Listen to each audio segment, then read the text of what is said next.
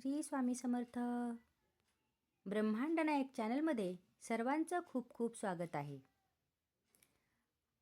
आज आपण पाहणार आहोत भीती आणि चिंता स्वामी नामस्मरणाने कशी कमी होते.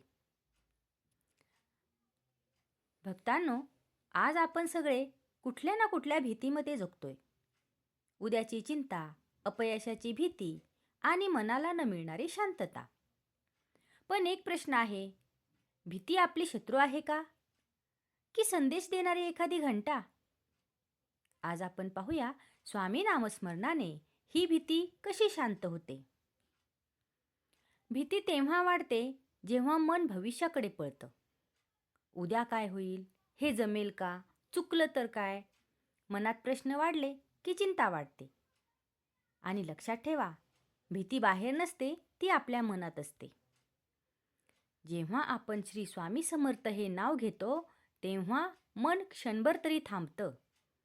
हा थांबा महत्त्वाचा आहे, कारण जिथे मन थांबतं तिथे भीतीला जागा राहत नाही.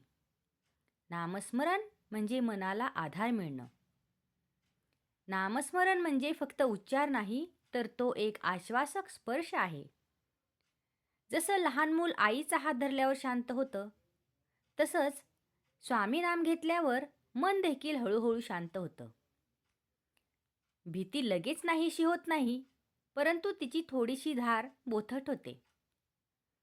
अनेक भक्त सांगतात, समस्या नाही बदलली, पण मन मात्र बदललं.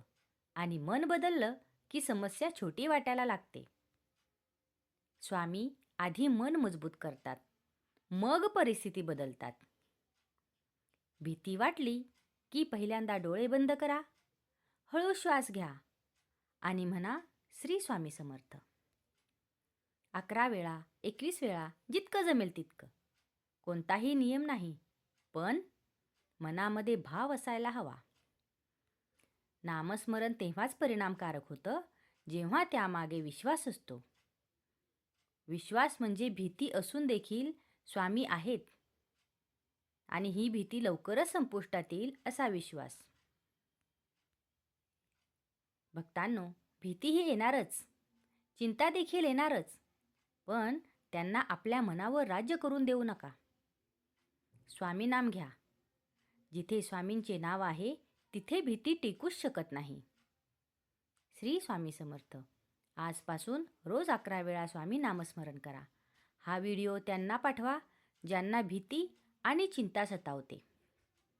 आणि हो, अशाच अधिक माहितीसाठी आपल्या ब्रह्मांड नायक या चॅनलला सबस्क्राईब करा आणि हा भाग आवडल्यास कमेंटमध्ये लिहा श्री स्वामी समर्थ.